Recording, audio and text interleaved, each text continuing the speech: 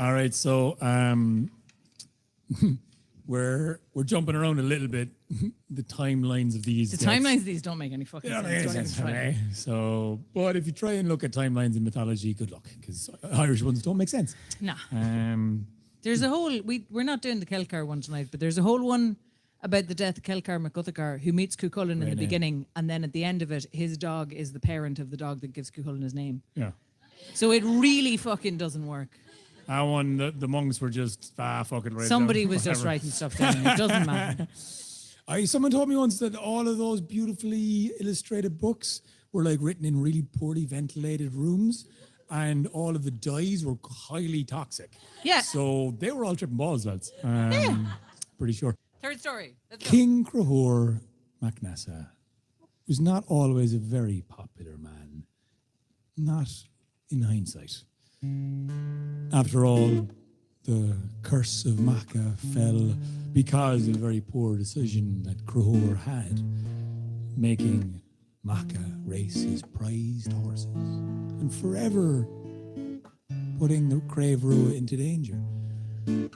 He was a proud man. He was a handsome man. He took many wives. And he attempted to keep the curse of Macha kind of secret for as long as he could by pushing out the borders of Ulster, showing the strength of the Crave Rua, the brilliance of the heroes. No one would ever attempt an invasion on Ulster if they saw how brilliant these Crave Rua were, especially when Cuchulainn was on the field of play. Or Larry Booyuk, slightly Larry Booyuk. More so Conal Carnot, the forked beard, fuzzy-headed, crazy half-brother of Cuchulainn. But there were many heroes. Foster brothers, sorry. So I guess he was attempting to show face. And, well, when that came down, they realised, and Queen Maeve realised the curse of Macha and invaded Ulster, and everyone was struck down by the pains of a woman in childbirth for 9 days and 9 nights, which is the whole story, if you haven't heard it before. Well, he still managed to remain king. They didn't depose him.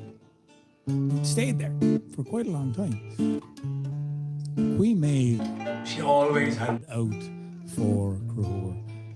And she heard there was a prophecy that Mess Egra. Sorry.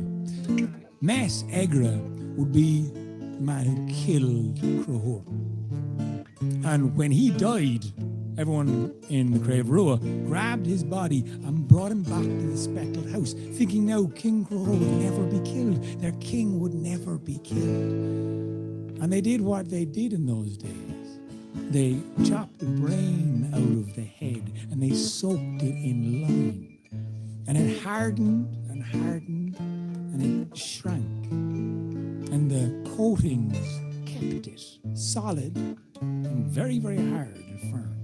And they placed it on a mantle in the speckled house so called for all of the trophies, much like this trophy, that were placed on the side.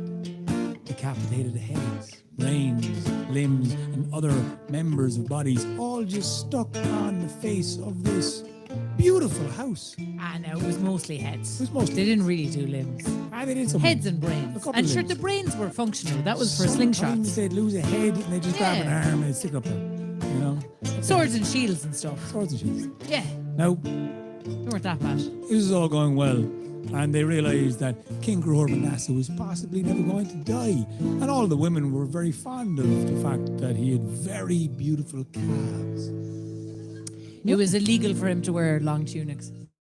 Even in winter. Yeah. Seems reasonable. And he was quite flattered by this and enjoyed the fact that they would comment. Oh yeah, what's that, ladies? Oh, sorry. He loved going up and down stairs, you know. Just one of those ones. Just, I'm gonna show any excuse to show off the calves. Now, this was his downfall ultimately.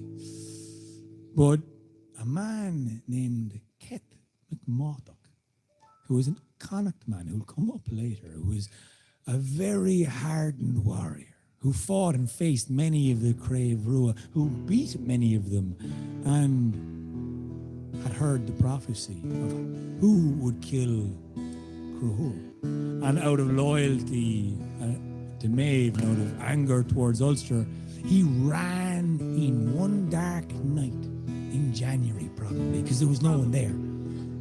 Everyone was half asleep or not really facing up to life at the moment. He ran in, he saw the brain of Mess Egra, not Mess Buchla, grabbed Mess Egra's brain and ran out the door. Now, everyone was very weirded out by this. They just, what the fuck happened? Did he just come in and steal it? He did, yeah? No? Grant? Okay. But he was still dead. He was still fine. It was still fine. Calm down, Nessa. It's okay. There was skirmishes, and there was battles, and there was other cattle raids, and this is the life. This is how they lived. And, well, King Cruhur was lured to a battle on the outskirts of Ulster. And by the borders there, Kettle McMurtough had set up a whole host of women from Connacht to call to Cruhur. Oh, great calves. Wow, look at those. As soon as he heard it, someone appreciating my calves, is it? Well, he ran over and started doing a few lunges. I just have to arch those heels there, Pick it up. Oh, just do a bit of stretching, ladies. And as they were commenting on the shape, the curvature, the exact hair amount that was right. Not too hairy, not too, weirdly, not hairy. Used the right amount of hair on those calves. Well, he was just grinning from ear to ear. Ken McMurtough. He had a slingshot, and in the sling, he had the brain of Mess Egra. And he was taking his time as he was looking at this prime little fucker showing off his calves. And he flung that brain straight into the head of Cruhur MacNessa, knocking him down, not dead. Not dead. No. He just was struck very badly with a brain in his head. Yep. So badly that he was very woozy and ran away. But he survived that day. And the Druids, they looked at him and said, right, there's no reason you should be alive. You shouldn't be alive, so let's not do anything. Just gonna leave that where it is. He said, no, take it out. You have to take it out. No, if we take it out, you're gonna die immediately. It needs to stay exactly where it is. In fact, we'll just embroider it in with gold thread and just keep it nice and secure so it doesn't fall out. And furthermore, grew his blonde hair up and around it. And had a little weird bump there for a while, but be able to disguise it. Should be grand. He was just told, a fairly obvious kind of don't drink, don't have fun, don't have sex, and you live forever. No battles. No feasting. No riding on horses. And no riding. No riding. Just no riding. Full stop. No excitement. No arguments. That was very tough. He was from Ulster, I mentioned. You just generally you got to keep the blood pressure as low as possible. So 12 years went by of him living kind of a non-existence, a numbing. And a numbing happened in him as he forgot what to live for. Because all of the beauty in the excitement was taken away.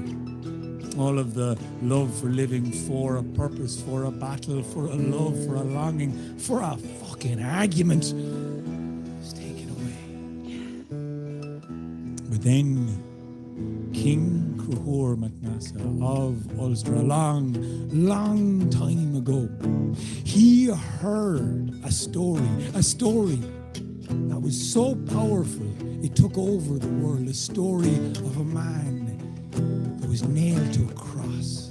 And he was so angered by this, by a man who was unjustly wounded and injured in Palestine. He was so furious that people had let this fucking happen. He was so angry, he jumped up onto his horse and he went to battle and to bring ruin for those who had preyed on the fucking innocent. And in doing so, with that anger that he felt in him for those that were dying and being killed in Palestine, well, for King Nessa, it was too much. And that brain exploded out of his head and a whole fountain of blood baptized him, so they say.